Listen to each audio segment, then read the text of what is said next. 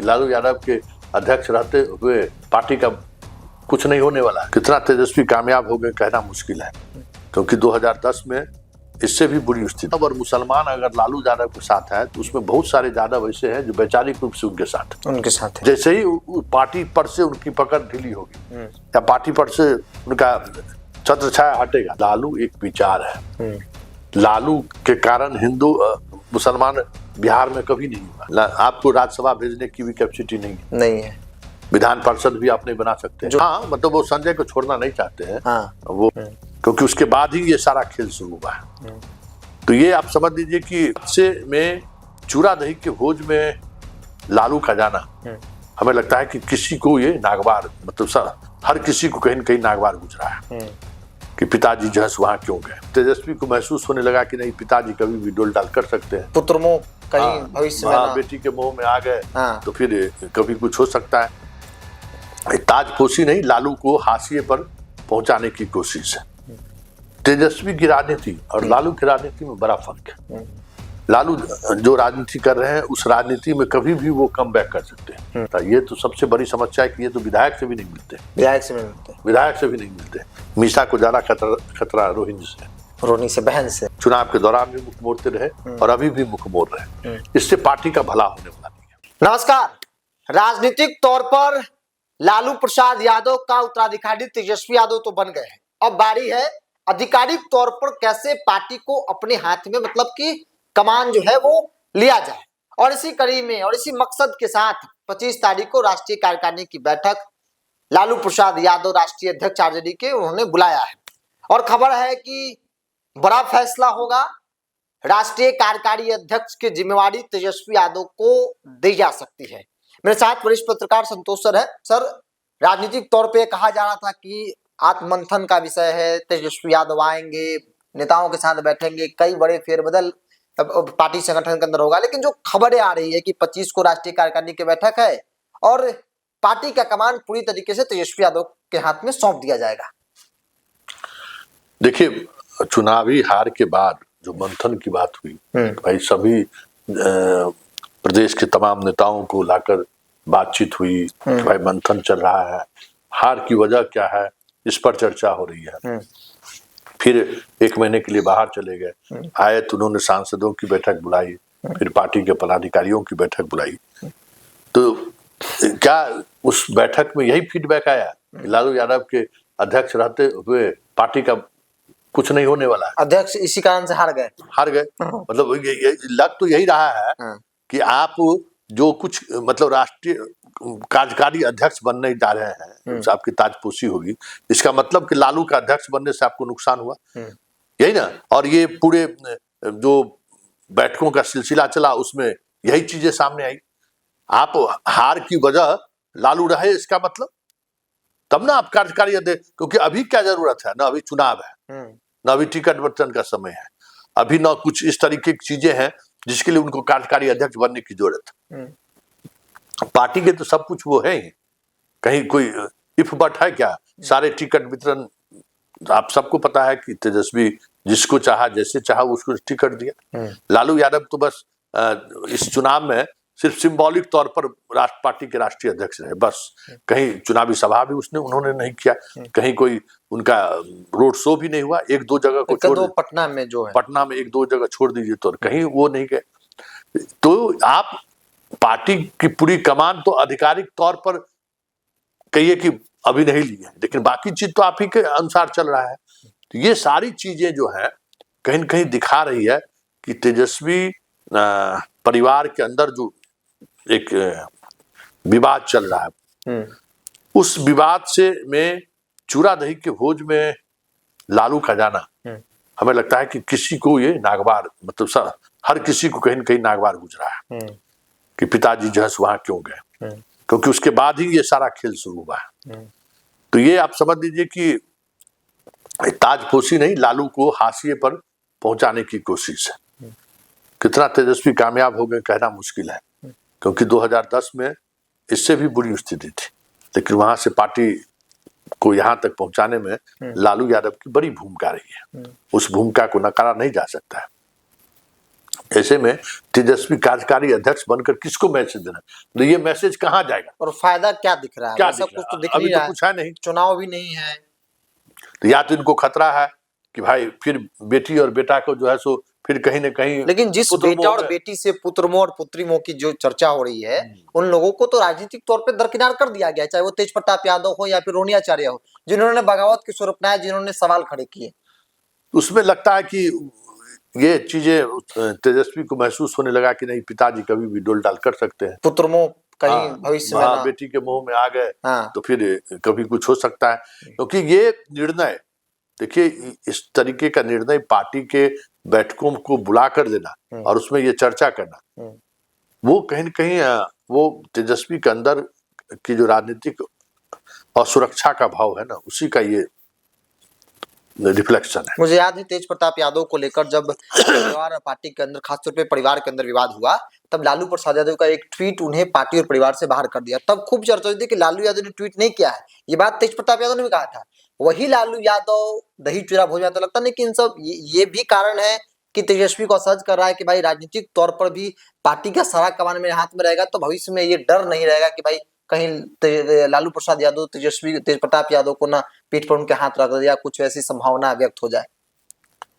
नहीं, अभी अभी क्या कर सकते हैं, आपको राज्यसभा भेजने की भी कैपेसिटी नहीं है, विधान परिषद भी आप नहीं बना सकते, जो है वो भी ड्रॉप हो जाएगी, इस बार ड्रॉप हो जाएंगे।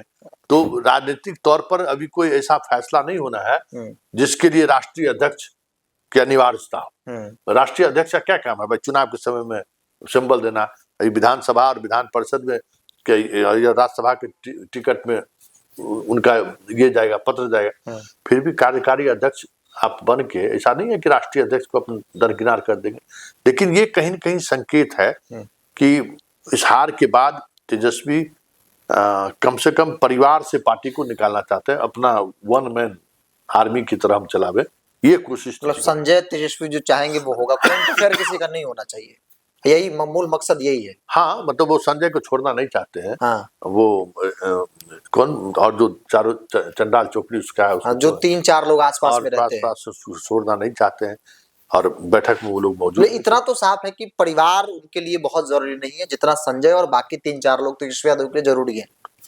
हाँ, मतलब और कहीं न कहीं इसी को लेकर देखिए, सबसे बड़ी बात है कि राष्ट्रीय अध्यक्ष या फिर कार्यकारी अध्यक्ष, इसमें फर्क क्या है? मीडिया को तेजस्वी एड्रेस कर, सब कुछ करते हैं, नेता प्रतिपक्ष से बड़ा कार्यकारी अध्यक्ष नहीं है ना। हाँ। और ऐसा भी नहीं है कि राष्ट्रीय फलक पर इस पार्टी के कई राज्यों में संगठन है, इसलिए लालू यादव नहीं जाने की स्थिति में है तो हम आना जाना हमारा लगा रहेगा, ऐसी भी स्थिति नहीं है। ऐसा भी नहीं है कि बंगाल में चुनाव लड़ने जा रहे हैं, यूपी में चुनाव लड़ने जा रहे हैं, वो भी स्थिति नहीं है।